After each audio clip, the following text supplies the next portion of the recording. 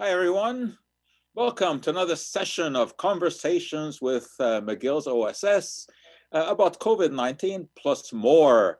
Today, we're emphasizing the more because we're going to have a special Halloween edition. With me today are my colleagues, Jonathan Jerry, Ada McQueen, and Emily Shore. And we had to rearrange a little bit, and maybe Emily can bring us up to date on just why. Our guest, Professor Jonathan Kimmelman.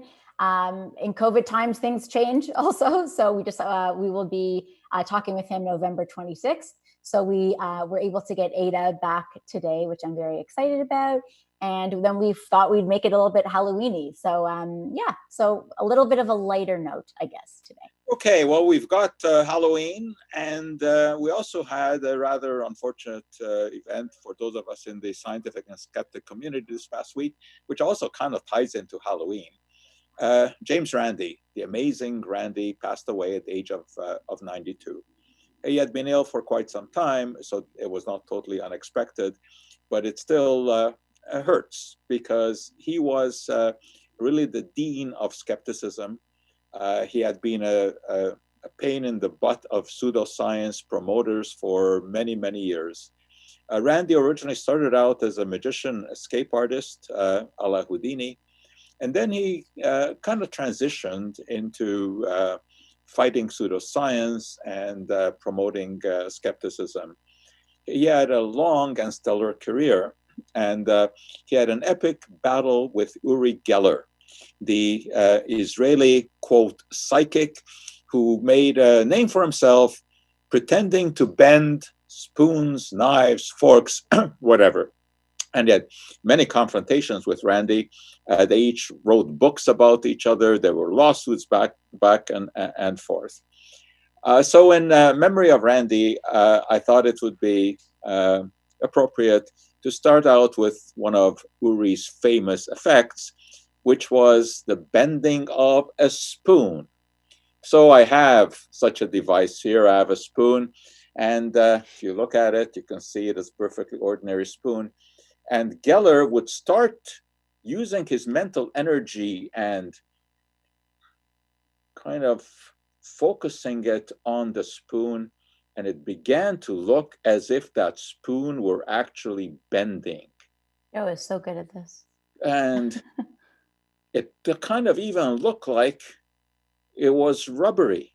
And then, as a climax, he would really, really concentrate on it, say that the molecular bonds are breaking, and indeed the spoon would break. This was one of the classic Uri Geller effects. And of course, any magician knows immediately how this is done.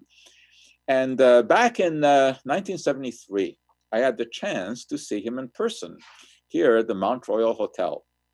And I tell you an interesting little story before we get to our COVID stuff.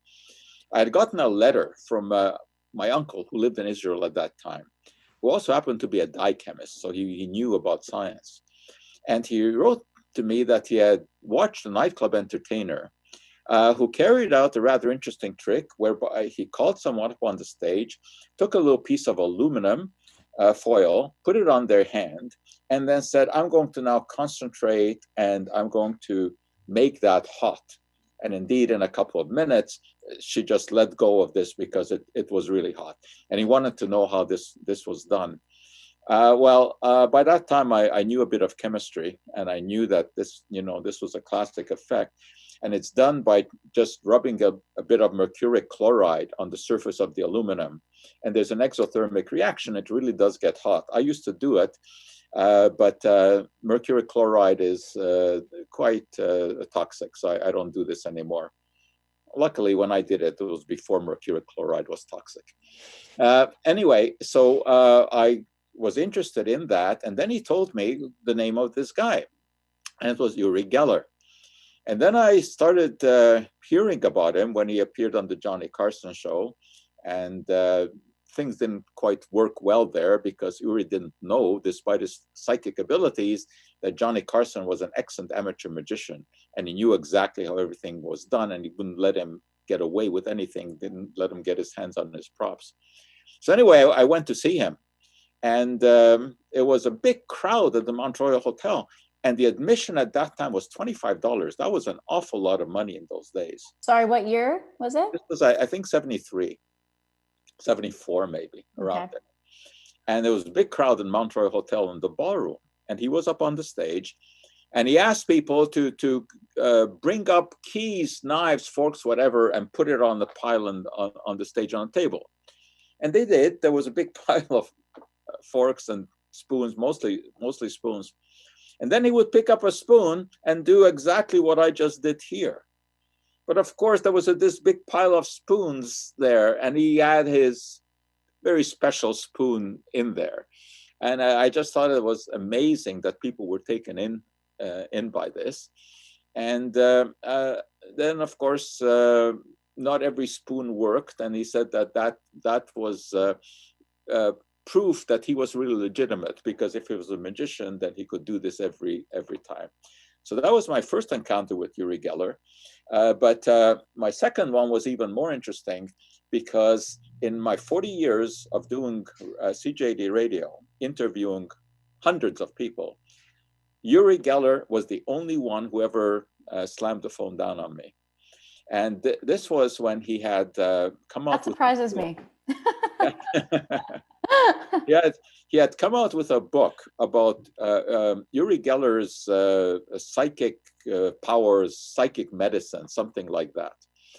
And I asked to interview him, and to my surprise, he agreed to this interview. I guess it was because he had just come out with the new book. And so he came on, and I was very amiable. You know, we were chatting, and I didn't really let on to the fact that, you know, I knew how he did these things, because that wasn't really the topic at that point. So we started to discuss his book. And then he had a chapter in there on various kinds of cancer remedies, herbal remedies. And I started to ask him about some of these with some very specific questions. And then click, he just hung up. He just didn't want to be challenged on this. He was used to everyone fawning over him. And of course, I wasn't going to do that. So that was my second bout with Uri Geller. Where he was phoning in from Israel? What, did he live there? No, at that time he lived in England. So Okay. that we were talking to him from England. He's actually back in Israel now, claiming that he's responsible for the peace treaties that are being forged now. Yeah, that you know, this is his mental power. I mean, but look, here we are talking, making a few bucks, not on this, but our salaries, and there he is, a multimillionaire from doing his shtick and prospecting for gold. He goes in helicopters and tells companies where to look for gold. I mean, just amazing. He tells companies. Yes, charging huge amounts of money for this. And now he's also making Uri Geller jewelry. And of course, these are embedded with very special powers. So there's our tribute to Randy. And unfortunately, he is irreplaceable. As we like to say, you know, skeptics would be millionaires if only we didn't have our sense of morality. Right. All right. Anyway, let's get on to talk a bit of COVID. Yeah. It just shows you, though, that proof and evidence, it doesn't mean anything, and it's not just now, but even from then, because you know, in the Carson days, Geller used to say, "Oh yeah, Randy can duplicate everything that I do. In fact, he does it better than I do. The difference is that he uses tricks, I do it for real." And people just buy this. So it's so slimy. Yeah. Although I have to tell you that a couple of years ago, he gave a talk at the Society of American Magicians. I was surprised that he would agree to give a talk. And he gave actually a very interesting talk because the session was all about essentially how to popularize yourself or how to make money as a magician. So he gave this talk, which was very much tongue-in-cheek. because of course he knew the audience. He knows everyone there, knows exactly how he does everything. So without coming out, as one would say, he spoke as if, yes, we all know what we're talking about here. And look what I was able to do. And here I am sitting in my estate in England, a multi-million-dollar estate. And here you guys are doing Sunday afternoon birthday shows for children. Right. So it was interesting. All right, let's get to another kind of magic about whether or not there is any in trying to battle COVID. And the vaccine business. We are not going to have one by November 3rd, despite the allegations of some out there. In fact, it is moving more slowly than people thought, because there's always roadblocks that one comes up with. Some of the trials have run into subjects having various illnesses, so they've had to stop it for a while. So it is not just around the corner. And as Dr. Fauci told us yesterday, we're probably looking at next year. Anyway, before more, Ada, welcome back. And let's have a few words about what it's like to be a graduate student these days in the era of COVID-19. Yeah, I really picked a heck of a time to start my master's, eh? It's been a bit bizarre, to say the least. Personally, so McGill University was completely shut down, except for research related to COVID, which is not my research. So it wasn't until June that I was able to go back to the lab. And since then, our lab isn't very big. So we're only split into 2 different shifts, and we basically have formed a bubble with like a few of our shift mates. So we're able to, we don't wear masks when we're like in the lab with them. So there's like 3 of us on one shift, 5 of us on a different shift. But it means I haven't seen half of my lab mates since February. I haven't seen my PI since December of last year. My gosh. It's a bit bizarre. Like we Zoom and Skype and we text a lot, but it's definitely a bit strange. And it's getting more and more real that I could finish my master's and this will still be going on. Like it won't go back to normal before I finish next September. So is the work progressing at the same rate or not really, because you have 2 shifts and things is it slower? Yeah, I would say it's slower. Some people have had to shift their research, so they're working on COVID projects now. So their work on their previous projects is progressing slower, but they're doing, these COVID projects will become part of their PhDs. So they're still doing work to progress towards their PhD. But since I'm not doing any COVID work, I'm just working on my original master's project. It's definitely much slower because my kind of usual hours for the lab before used to be roughly like 10 to 7. Whereas now our shifts are either 8 to 3 or 3 to 10. So it's, instead of 8-hour shifts, it's 6-hour shifts. And you can't, we used to be able to stay as late as we needed to. There's always the typical grad student staying till 1, 2, 3 in the morning.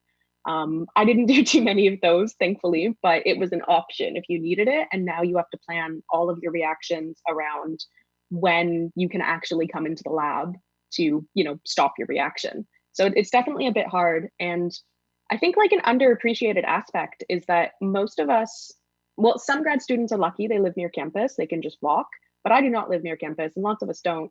So I've had to take the metro every day over the past however many months since I've been back. And that's worrying. Ever since I had COVID way back in March, I don't have any symptoms. I haven't like been scared of anything. I have the contact tracing app and there's been nothing. But it's still a little worrying knowing that every day I get on the metro with my mask, and most people wear masks, but it's still, I'm a lot more exposed than most people. Not everyone on the metro? No, most people. I mean, there's always going to be some assholes, for lack of a better word, that, as soon as they get on the metro, they just take it off once the fare collector has seen that they had it, or they don't have it on their noses because they think that our noses aren't part of our respiratory system for some reason. But most people I'm finding are very nice, and you're able to keep your distance, and they're definitely less busy than they used to be, the metros. Yeah, I actually want to tell us about your metro experience. So when you're on the car, or sorry, like in the metro car, there are less people? Are they touching the handles? Like that's worrisome for me also if I were to go into McGill. Everyone's touching. I mean, fomites are becoming like the research is kind of coalescing on fomites being not as big a deal as we previously thought. Right. Fomites being surfaces that can harbor infectious microorganisms. Yes, thank you. And I mean, we have I'm not mansplaining. It's just, our audience. A little asterisk. Jonathan's splaining. Yeah. When I get to McGill, like we have to scan our cards and everything to be let into the building, and we also have to like sanitize our hands and everything. So I'm not too worried about that. And people generally, like, I mean, you guys are familiar with the Montreal Metro, the seat arrangements. People don't tend to sit side by side. Like it's just, if you're sitting somewhere and someone like sits right beside you, you just kind of like, what do you, no, leave. Yeah. So it's kind of, people are keeping their space and they're generally being very polite. Mm-hmm. Okay, let's talk testing a little bit. And to get started here, Jonathan, bring us again up to date on the definition of specificity and selectivity. You mean sensitivity? Sensitivity. So that's the major issue with any test, which is, there are lots of different ways of measuring the accuracy of a diagnostic test. So it will tell you if you have the virus or if you don't. Sensitivity is if you do have it, how good is a test at finding out that you have the virus? Specificity is if you don't have it, how good is a test at showing that you indeed do not have it? Because when the test is not 100% on both of these variables, and I mean, almost no test is 100%, 100%, but some come very close. If you're not 100%, then you risk getting false positives, so being told that you have the virus when in fact you don't, or false negatives when you're told you don't have the virus. And that's a particularly tricky one with COVID. You think that you don't have it, but actually you do. That's a false negative. Yeah, the reason I ask is because I have a comparison here of all the tests that are out there, which is interesting to look at. And of course, there are two categories. There are the molecular tests that actually test for the genetics of the virus, for the RNA of the virus. So, this is a test to see whether or not anyone is infected at that given time. And there are also antigen tests, which also is a measure of whether you are currently infected. The molecular tests are much more involved and more difficult to do. This is where they stick the stuff up your nose, and then it has to be sent to a lab. Now, the one that has the best results now is an Abbott test, and they actually claim 100% on both. That's a PCR test. There's one by Roche also that claims 100%. That's a big claim. Yeah. Yes. 100% accurate. I don't know about that. That's a big claim. That's because you're also at the mercy of sample collection, right? I mean, I've had this test done, and of course they shove. I mean, in my case, it was interesting. So they did both, in the throat next to the uvula, and then both nostrils. Yeah. But if you don't go far enough, if you're not orienting the swab well enough, then you might not pick up where the virus is. So there's always that plays a role into how reliable the test is going to be. And you tend to remember when they shove this thing up your nose, correct? Yeah, Oh, although for me it was horrible. more the throat one. Surprisingly enough, it kind of triggered my gagging reflex. It was not fun. You would remember the day that this was done. It's in my calendar. Yes, unlike Trump, who could Right. not remember whether or not the day of the debate Right. had this thing shoved up into his brain. Right. Right? No, yeah, it's a pretty much scarred into my memory. Yeah. Yeah. Right. Okay. Now, the interesting thing is the antigen tests, because those are much easier to do. They don't actually look for the genetics of the virus. They look for bits of protein that flake off the surface of the virus. But they have pretty good numbers. Now, up to now, basically, you have to send it into a lab where they put the sample into a machine, a much simpler machine than PCR, and you'd get your answer within minutes. But now Abbott has come out with one where you do not have to send it in. And you swab, it's still an unpleasant swab, but you put it on a plastic thing, and then it's put into a little envelope, and there's a color change. So apparently the US has just bought 150 million of these. It's of course it's not 100%, but it's in the high 90s. So it's pretty interesting.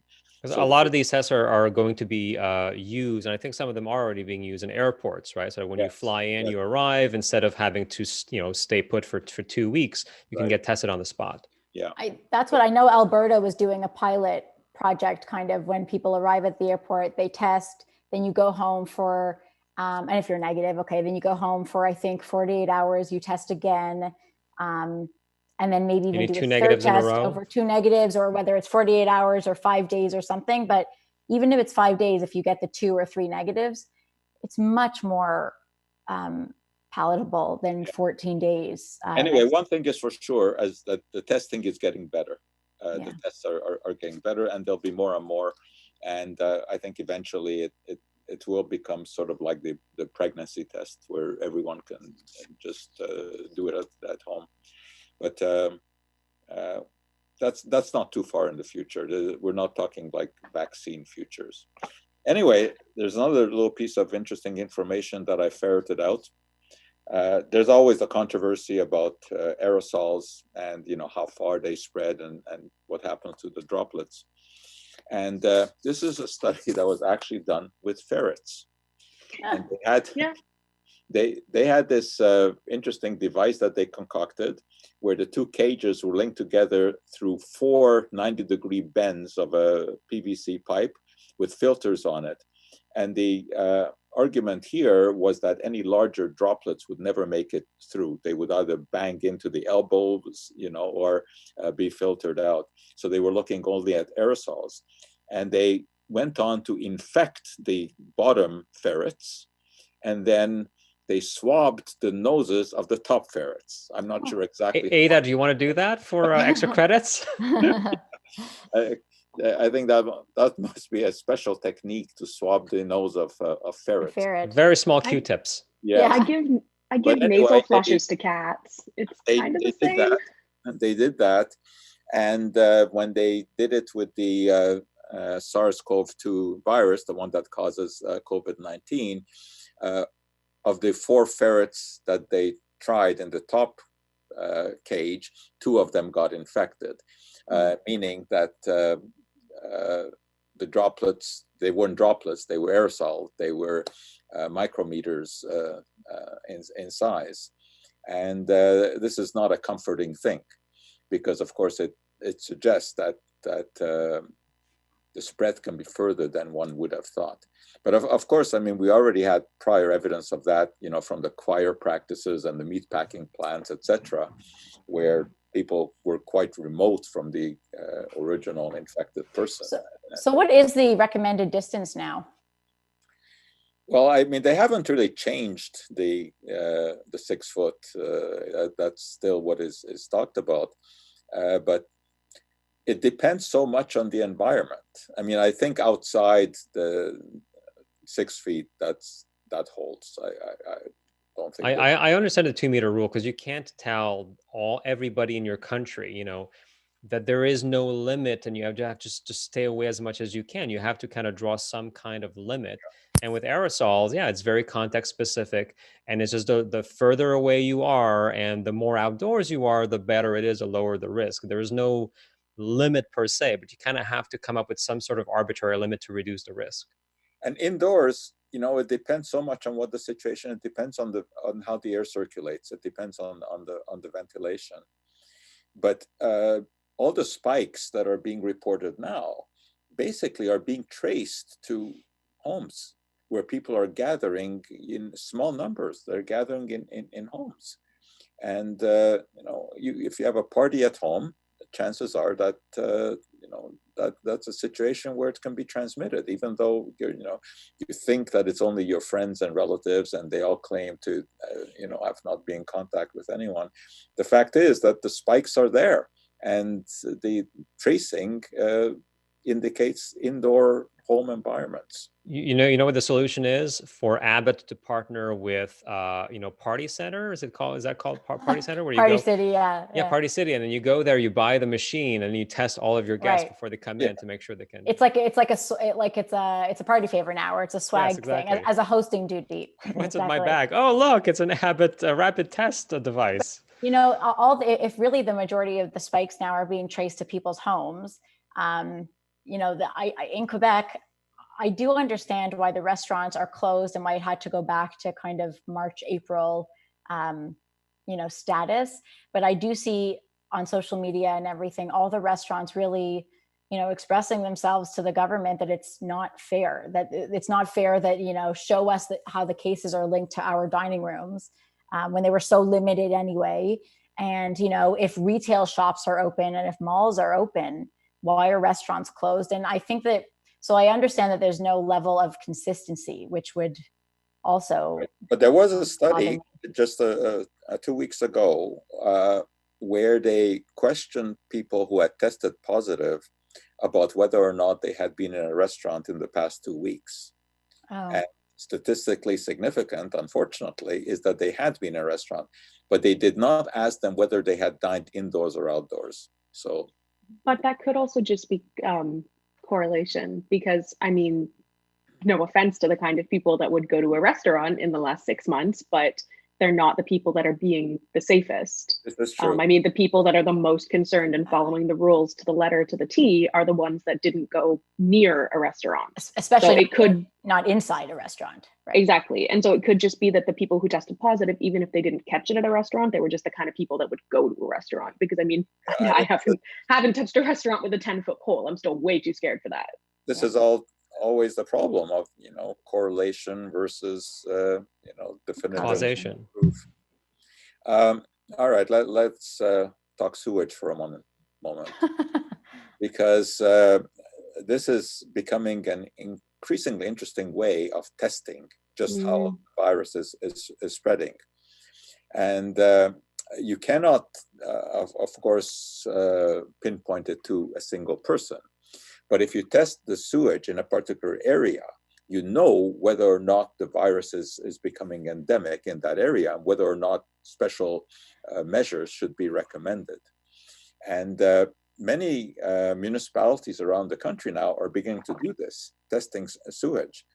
And they've already been able to identify, unfortunately, in some university settings where students are not taking proper care. And it's showing up in the poop, and therefore it's showing up in the sewage. Now, this, of course, the fact that it shows up in the poop doesn't mean that you can catch it from there, because what is being looked for are fragments of RNA, not active virus. But it's an indicator. The best analogy, I think, would be like a weather forecast, where if you find virus in a particular area, you better start looking to see, where it is originating from. So this is it's a very interesting method of seeing just what is going on and how it is spreading. Which is also, remember we said at the very beginning, when you flush the toilet, you should be shutting the lid. Well, yeah, you should be doing that anyway, right? Because these are all good reminders that a lot of people didn't do. Yeah. I don't think that there's any evidence that you can catch COVID from the poop, but there's other things that you can catch from the poop. So yes, you should be shutting the lid of the toilet, and men, of course, should be putting the seat down after they finish, lest they provoke the ire of their cohabitant. Right. Yeah, that's not for wash COVID our reasons. hands. And absolutely, you should wash hands, right? The flu vaccine. Obviously, everyone should be taking it. That's the recommendation. But there is also some very interesting data that is now emerging that the flu vaccine may actually protect against other viruses too, including COVID. And there's immunological theory for this, because when you are getting a vaccine, it does more than just boost antibody production against that particular antigen. It also revs up your T cells and your B cells so that they can produce antibodies more easily against other antigens that you might come into contact with. And there have been a number of studies now that have looked at what the people who last year got flu vaccines and seeing whether or not they were more or less likely to come down with COVID-19. And the studies show, almost all the studies that I've looked at show that people who got the flu last year were less likely to contract COVID-19. But as I'm sure as Ada will point out, this is an association. It's not cause and effect, because of course it is also possible that people who get the flu shot are people who take much better care of themselves in every other way. But the reason that I mentioned this, not to say that this is proof that it protects against COVID, but it is enough to suggest that there's no reason not to take that flu shot. Because you don't want comorbidities. You don't want to come down with the flu and COVID at the same time, which in theory is possible. So everyone should be getting that flu shot. It sounds like people are. I mean, I hear that there's no more spots left at the pharmacies, and I think the CLSCs are being all, appointmented up and everything. Ada, is that true? You're nodding? Yeah, I tried to get an appointment like at my local pharmacy, and they were already out, even though they'd received the shipment that week. Right. I'm mostly just laughing because I actually got the flu shot for the very first time last year, and then followed it up by getting COVID. Because usually McGill has a clinic for its employees, but now they canceled it this year because of COVID. So Jonathan, what are you doing? How are you getting? I managed to get a spot at the pharmacy, and it was not easy, but yeah. Yeah. They're gonna call me when they restock, so I can hopefully get one. Yeah. Later, you might try your family physician. She may be able to help you. Oh, sure. Yeah, fair. That could work too. Okay. How does it work? I have a question. Yeah. I got my flu shot, and it was very much recommended for pregnancy. So do you want to explain, just out of curiosity, how a vaccine works when someone is pregnant in relation to the fetus? Do you know that answer? What do you mean how it works? Just like it protects me. Is it just maternal health? Is it fetal health? Is it the maternal health, which is because if I get sick, it'll make the fetus? Is there a protective effect for the fetus, or is it just me? There should be. I mean, you're connected to that fetus. You're, you're circulating everything through there. Right. Yeah, you do share a blood supply. Yeah. Okay. So it's like we both got it right now. Yes. Right. Okay. All right, let's get back to Halloween. Enough of this COVID stuff, right? As Trump says, COVID, COVID, COVID. Who wants to hear any more of COVID? Right. You're not going to hear any more COVID on November 4th. November 4th. Right? Okay. Halloween. The witches will be out flying. Well, they may not actually fly, but there are witches out there. I mean, there's still people in the world who believe in witchcraft. Nigeria is the place for that. It's a very unfortunate thing, because whenever there's some disaster, they blame it on someone. They blame it on some local person who has been said to be a witch, and they can still be tormented. But this, of course, is nothing like what we saw in the Middle Ages, not that we were there, but this has been reported, where hundreds of thousands of people in Europe were accused of witchcraft, because anytime that there was a disease like the plague, it was thought that it was because witches had put a spell on people.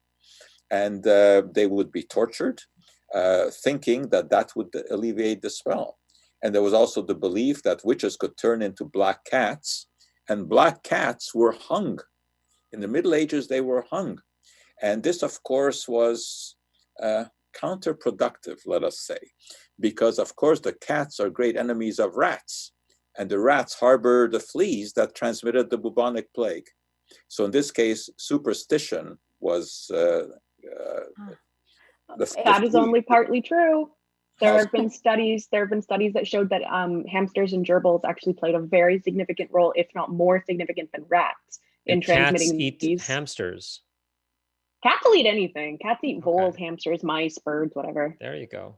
Well, so I mean, your point still stands. I'm just saying we don't need to unnecessarily villainize rats. It was all of the small rodents. So what we need to vilify are the fleas, right? Exactly. That's the problem. And humans, of course, can also harbor harbor fleas. But anyway, many people were accused of being witches because people need scapegoats. And so, who were these people who were accused of witchcraft? They were usually, uneducated women, because women were not educated in those days, who were cooking up all kinds of potions at home as medicines and as poisons. And, they'd use aconite and monkshood and belladonna in their magical potions, not as Shakespeare suggested, what was it, eye of newt and toe of frog, Yeah. which are harmless, but belladonna, aconite, and these things are not harmless. And these were the people who were then accused of being witches. Now, some of these actually made contributions to science, because it was supposedly a lady who had been accused of witchcraft who came up with the idea of using foxglove extract to treat heart disease. And digitalis is still used today. But it's a sad feature of history, of course, that these people were tormented. And obviously one of the worst cases was the 1692 Salem witch trials, right, where young girls were accusing others of being witches. And 21 people in Salem were executed, 20 by hanging, and one, a man, by being crushed to death by piling stones. Oh my gosh. There's actually a Salem Witch Museum in Salem, Massachusetts, which is really worth visiting if we ever get to visit. If you ever travel again. Ever again. So that really is a blight on American history, what happened in Salem. I mean, there have been scientific explanations that have been put forward, suggesting that the climactic conditions at that time were such that the rye was being grown, which was a major grain at that time that they baked into bread, was contaminated with the ergot fungus, and that produces lysergic acid. And that the little girls who would have been most prone to have an effect because of their small body size had hallucinations. And those hallucinations were interpreted as being visions. And it was during those visions that they accused others of witchcraft, because they had heard stories that were told by some of the servants who had come from the Caribbean in Salem, who believed in witchcraft. So again, it's a very sad part of history. Now, Ada, I know you have something to add here too about razors and apples. Yeah, I started doing some research. I, as a child, was absolutely terrified of the idea that there could be razors in my Halloween candy. I specifically remember the first time my mom told me about that, and I absolutely freaked out because I was like 4 or 5 years old and thought someone was trying to kill me. And she immediately started backtracking, like, no, it's just a myth. It doesn't actually happen. And I don't know if she was just trying to comfort me, but she was actually right. It is a myth. It doesn't happen. There are a lot of reports of poisoned candy and metal objects in apples and chocolate bars, and there have been not one single confirmed case of a child getting sick or hurt seriously from candy that they picked up while trick-or-treating. But is it, I thought it was just kind of a myth that persisted because you're basically going to strangers' homes and it's an opportunity for some not trustworthy people to, hurt children. That's all. So in my head, it's always plausible, right? It's plausible, but the thing is, so there's a researcher at the University of where is he from? University of Delaware. Never heard. Yeah. The University of Delaware, Dr. Joel Best. He's been researching this topic for over 35 years, and he has been following news reports for over 35 years, and he has never found a single case. So to say it's plausible is kind of to stretch the limits of what plausibility means. There's a few cases that people like to kind of tout as proof that this kind of thing does happen, but they're all, it's the devil's in the details. When you dig down, they're not true examples. So for instance, there was an 8-year-old boy, Timothy O'Brien. He died in 1974 after eating candy that was laced with cyanide. But when you dig into the details, the candy was given to him by his father, who had just taken out a huge life insurance claim on his son. there was in 1959, William V. Shine of California handed out laxative laced candy, but nobody got sick. They just had diarrhea. So there's like just enough instances of it being almost true that it kind of fuels the myth's propagation. But in reality, it doesn't happen. And the vast majority of cases, there are multiple reports of poisoned candy, and I found a needle in my candy every single year. Yeah. And the vast majority of them are proven to be false. But you know, those candies that tend to be given out on Halloween, the cheap candies, even without razors in them or cyanide or laxatives, are not great for kids to be eating.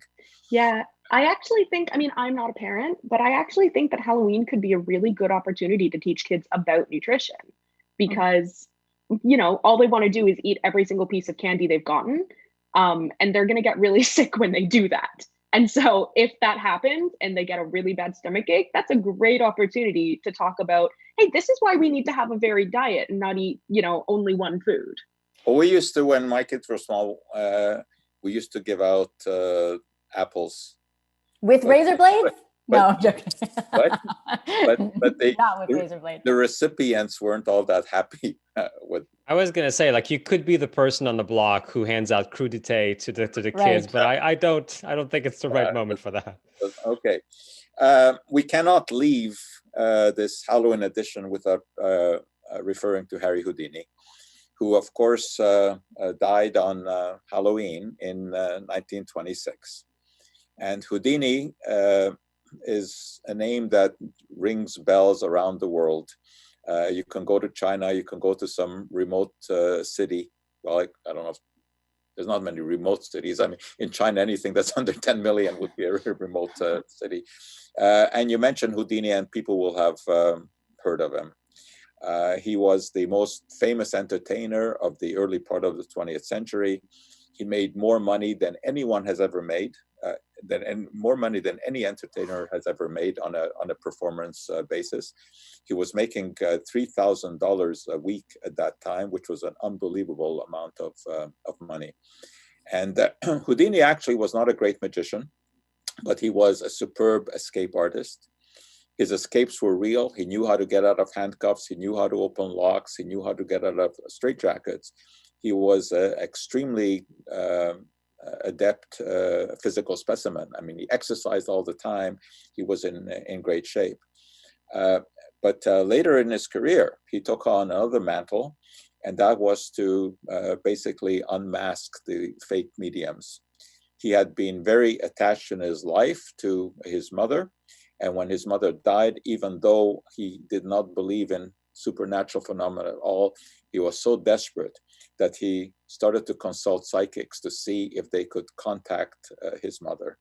And of course, he was very disappointed because there was no contact, but he recognized that they were using the same tricks that he would use on the stage in the darkness of the seance room to convince people of the presence of the spirits. And he would give lectures on this. Anytime he came to a university in a city, he would ask to give a lecture to students about the problem of fake psychics. I guess we don't have to say fake psychics, about the problem of psychics. And in 1926, he indeed came to McGill, and he gave a lecture. He was performing at the Princess Theater on St. Catherine Street here. How much do you wish you could have been there? Oh, He has a poster, though. You do have a poster. I have the list of everything, the program, the program that he did. Yeah. So anyway, he did give a talk, and at that talk, one of the students made a sketch of Houdini that he presented to him after the talk, and Harry was so impressed that he invited him to come backstage next day at the Princess Theater to do a more formal portrait. And as that was going on, there was a knock on the door by another McGill student by the name of Whitehead, who was returning a book to Houdini. And the book had a chapter in there about physical fitness and how important it was to be physical fit to do the kind of tricks that he did, one of which was to allow someone to punch him in the stomach. And he really did do this. I mean, that it was not, quote, a trick, it was for real, because he was extremely fit, and he could harden his stomach muscles. So anyway, Whitehead asked him, is it true, Mr. Houdini, that you can do this? And he kind of grunted a yes. He was in the process of answering some fan mail. And I guess he wasn't really listening. And Whitehead gave him a good punch, more than one actually. And Harry, of course, had not been able to prepare himself, but he was too proud to say that he had been hurt, but he knew that he had been hurt. And I know that this story is true because 25 years ago, I had the chance to interview the guy who unfortunately has since died. Who, Whitehead? Not Whitehead. Whitehead was never, no one ever was able to interview him, but the one who was doing the painting. Uh-huh. And he confirmed that it was exactly like that. So anyway, he went on to perform that night at the Princess Theater. He did the show, and then they had to travel to Detroit for their next engagement. And Bess, his wife, begged him to telegraph ahead for a doctor because she knew he wasn't well. And of course, he wouldn't do that. The show must go on. Oh. And the show did go on. He did the first show in Detroit, including his famous signature illusion, which was the Chinese water torture escape, where he hangs upside down in a phone booth-sized container, and he gets out of it. And then the next day, he couldn't do it anymore. He had to be taken to the hospital. But he lingered on for 3 days to die on Halloween, which is the most opportune date for a magician to die on, right? Because it's connected to the supernatural. He was taken back to New York in one of his escape coffins, because he would do escapes from coffins as well. So he was taken back. He had a huge service in New York City. He was buried in Macapella Cemetery. And there is a very large stone, a monument on his grave, and it is unique because it is the only one in any Jewish cemetery anywhere in the world, and Houdini was Jewish, in fact, he was the son of a rabbi, that has a statue of who is buried there. Because according to Jewish religious laws, you don't have any images of people in cemeteries. But he was so vain that he left in his will that he wanted this. It was stolen a couple of times, and it was replaced, paid for by other magicians. And now it is not there. It is held in storage, and it is put out once a year on Halloween. It is put on the grave, and magicians gather. Still, and they hold, to this day. Still, to this day. And they hold a wand-breaking ceremony. They take a magic wand, and they break it on top of the grave in commemoration of the greatest magician who ever lived, or at least who said he was the greatest magician who ever lived, because Houdini was not a vain man. He was extremely good at advertising. He would send people ahead to walk around with placards before he would go into a city. Of course, in those days, that was before any kind of other kind of advertising. So we remember him on this day. But I want to remember him in a very special way. Sorry, wait, Joe, how old was he? He was 52. Was in the prime of youth. He was young. Yes, he was young. And most of his equipment eventually was acquired by David Copperfield, who has it in his own private museum near Las Vegas, but you can only visit by invitation. Anyway, in seances in those days, the medium would have to show the presence of the spirits. And they would often do this with spirit hands. And I have one of these spirit hands here, which we will place on this little pedestal. And the idea was that if the spirits were present, they would make themselves known by their psychic abilities to move that hand. So people would sit, and they would sit there just staring at that hand, which was semi-visible in the darkness of the seance room, and just waited for that hand to move. And if it moved, it indicated that the spirits were indeed present. And the hand would wave to them. Oh my gosh. And of course, there was absolutely no way that it was connected, and it proved that the spirits were present. So it looks like you have some spirits there in your office, despite them not filling out any security COVID forms. Absolutely. They are here. Are you allowed to drink on the job? That's a lot of Yeah. spirits. All right. So happy Halloween to everyone. And Emily, when are we back? We're back in 2 weeks. I think it's November 12th, I believe. Thursday, November 12th. We will try and get a guest. If not, I mean, it doesn't matter. We will still be here chatting. We did Ada, pretty well without a guest. Yeah, Ada, you're more than welcome to come back. It was nice having you here. Good luck with the rest of your semester, but maybe we'll see you again. But in this newsletter this week, Joe, we do have your witchcraft article that we'll be talking about, and Yes, maybe in detail.